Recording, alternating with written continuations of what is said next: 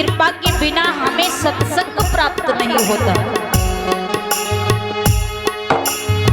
सठ सुधरई सत्संगति पाई, पारस परश कुघात सुहाई।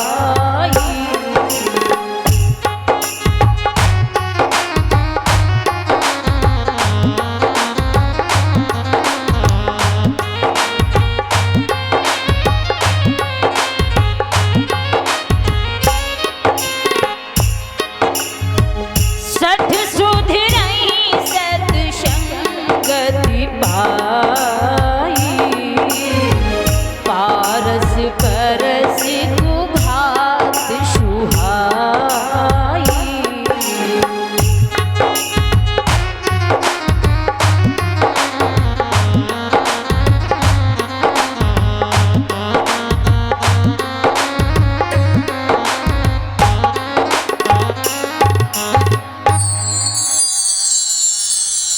सत्संग में जुड़े रहने से हमें आनंद प्राप्त होता है और उस सत्संग से महाराज मूर्ख भी सुधर जाता है।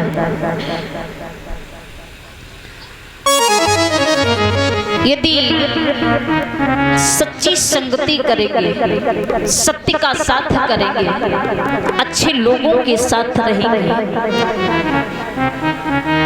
तो आपका जीवन अपने आप बदलने लगेगा।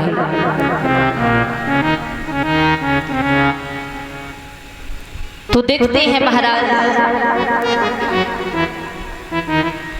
एक बड़ा ही सुंदर प्रसंग है श्रीमद् भागवत महापुराण में, जिस प्रसंग को वेद व्यास जी ने लिखा है। महाराज वेद व्यास जी परम ज्ञानी थे और व्यास जी का पूरा नाम कृष्ण द्वैपायन वेद व्यास जी था।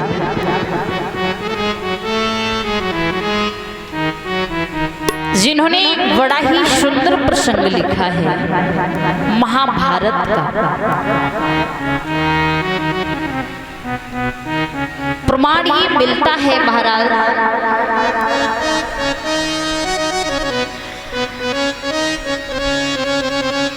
शांतनु नाम के एक राजा थे जिनके दो पत्नी थी। पहली हुई गंगा और दूसरी सत्यवती।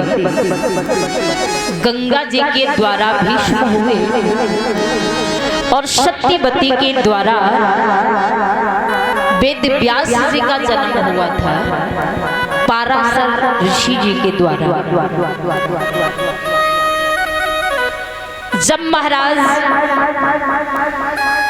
शांतनु के लिए सत्यवती का विवाह हुआ तो सत्यवती के दो पुत्र हुए, चित्रांगद और विचित्रवीर। चित्रांगद की मृत्यु हो जाती है और विचित्रवीर को हस्तिनापुर का राजा बना दिया जाता है। गंगा मैया के जो भीष्म थे उन्हें पता चला कि काशी नरेश की बेटियों का स्वयंवर चल रहा है। वहां जाकर के उन्होंने सभी राजाओं को पराजित करने के बाद तीनों बेटियों का हरण किया, अंबा, अंबिका और अंबालिका। अंबा ने महाराज भीष्म से कहा है कि वो राजा साल्व से विवाह करना चाहते हैं,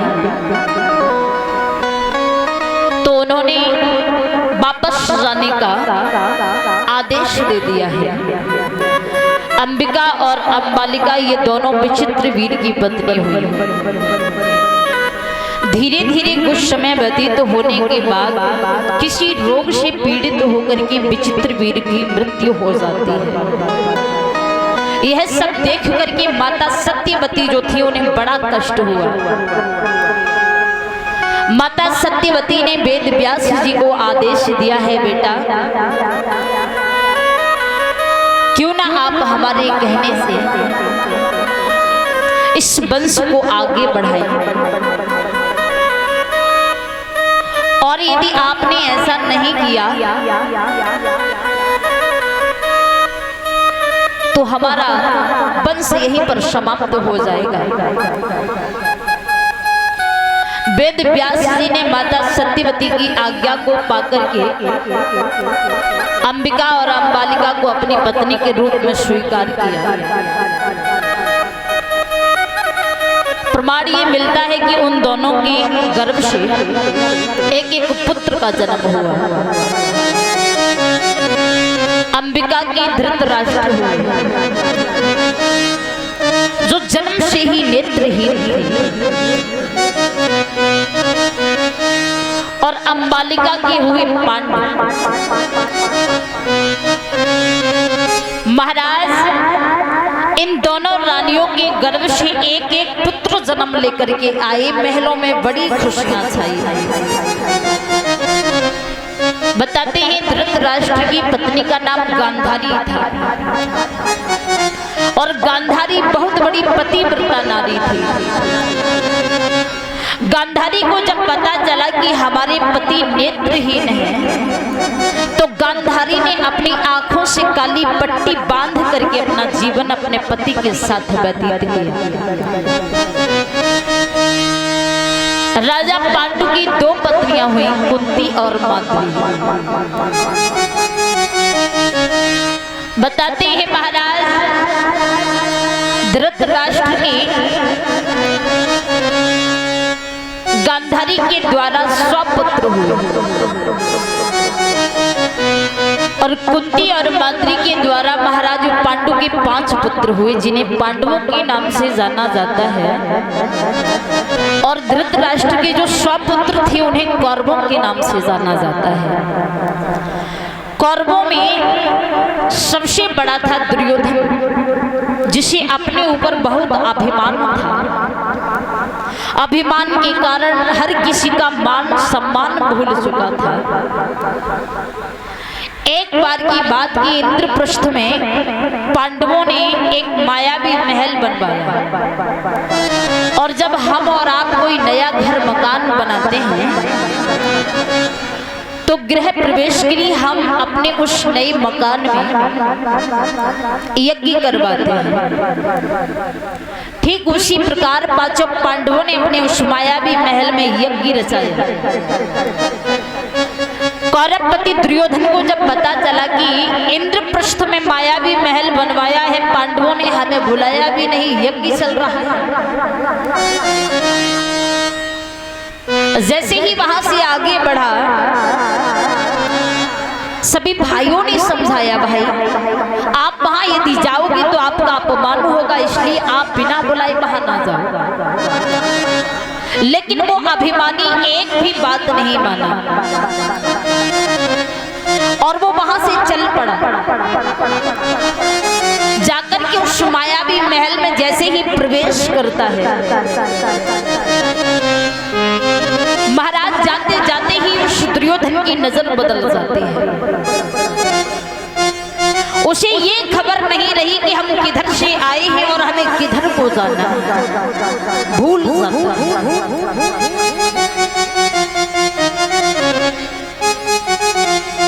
जैसे ही आगे नजर बढ़ाई, जहां पर जल था वहां थल नजर आने लगा,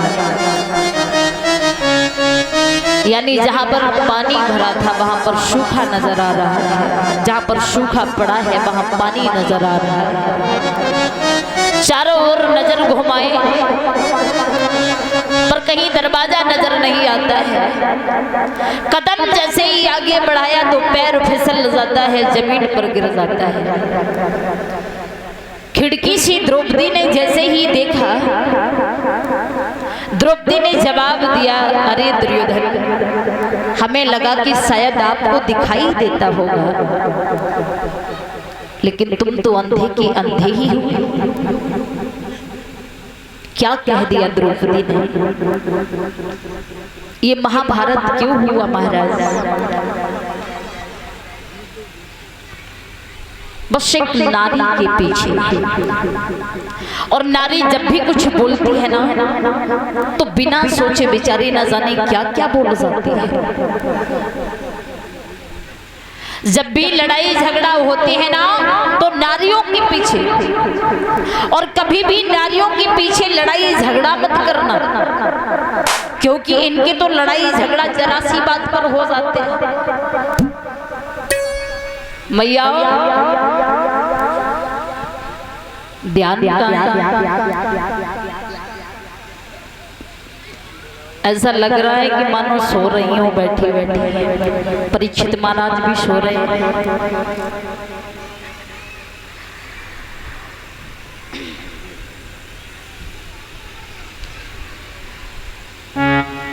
जैसे ही उस कौरवपति दुर्योधन ने ये शब्द सुना कि द्रौपदी ने हमें अंधे की औलाद कहा,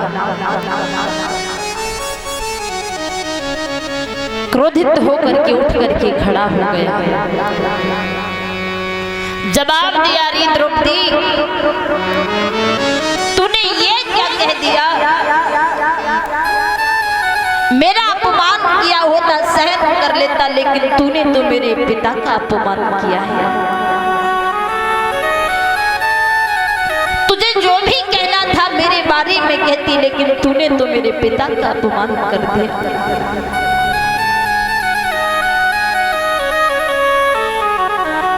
क्रोधित होकर के जवाब दिया है, द्रौपदी अगर मैंने तुझे अपनी भरी सभा में वस्त्रहीन न किया हो तो मेरा नाम दुर्योधन नहीं है। इतनी बात कहने के बाद जैसे ही वो वहां से चला, जाकर के अपने महलों में पहुंचा है कर्ण ने, मामा शकुनी ने, बाकी सभी बैठे हुए भाइयों ने देखा। कौरवपति दुर्योधन से पूछने लगे हैं, भैया क्या बात है? जब आप इधर से गए थे तो बड़े प्रसन्न थे, उधर से आए ये फूल सा चेहरा मुरझाए क्यों गया? क्या हुआ भैया? जवाब दिया है दुर्योधन ने, मामा क्या बताएं? वो पांचों पांडवों की पत्नी द्रौपदी जिसने हमारा अपमान किया है, हमें अंधे की औलाद कहा।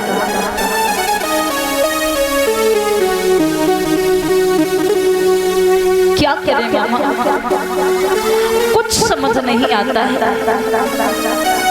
कोई ऐसा उपाय बताइए कि उस द्रौपदी का हम अपनी भरी सभा में अपमान कर सके।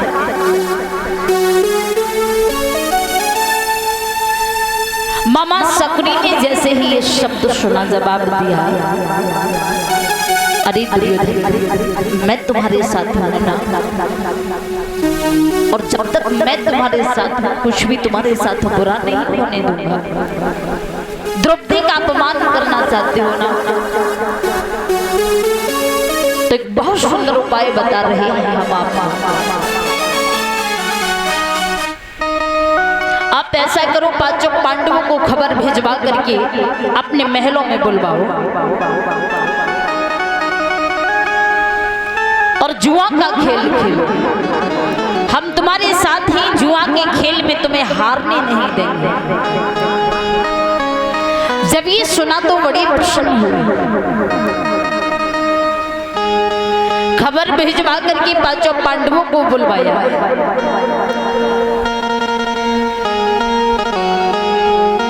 आज जब युधिष्ठिर को पता चला कौरवपति दुर्योधन ने हमें अपने महलों में बुलाया है, युधिष्ठिर अपने भाइयों को लेके जाते हैं। मामा शकुनी ने पांडवों के साथ जुआ का खेल प्रारंभ कराया है।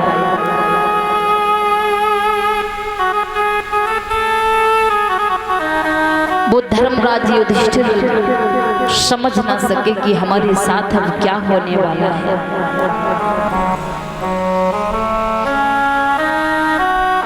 कभी भी किसी के साथ छल कपट नहीं करना चाहिए।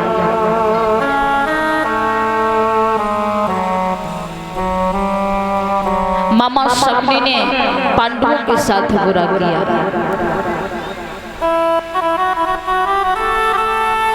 यदि द्रौपदी कौरवपति दुर्योधन को ये शब्द ना बोलती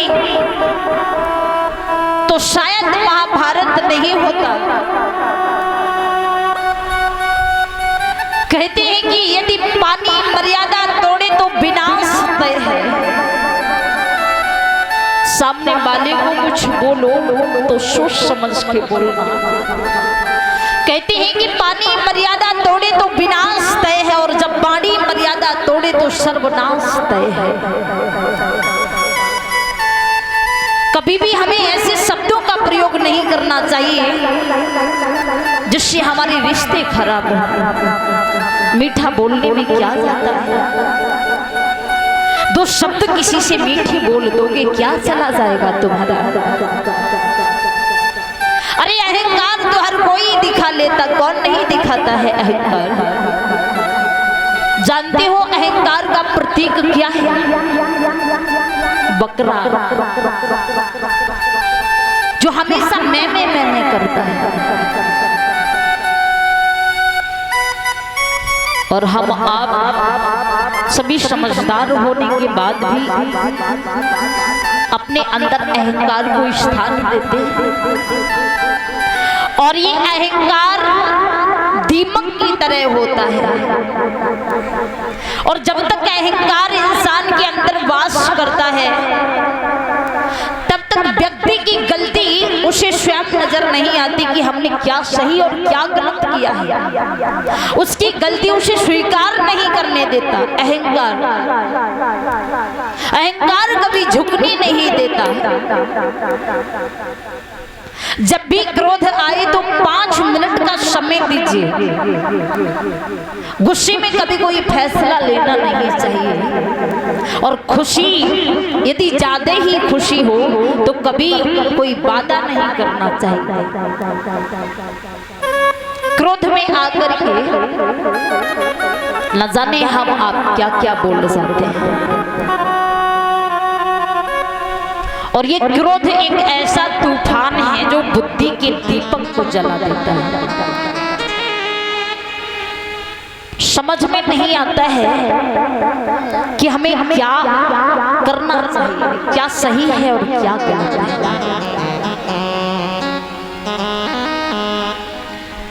इसलिए हमेशा सोच विचार करके ही काम करना चाहिए। सामने वाले को कुछ बोलने से पहले हमें 100 बार सोच लेना चाहिए।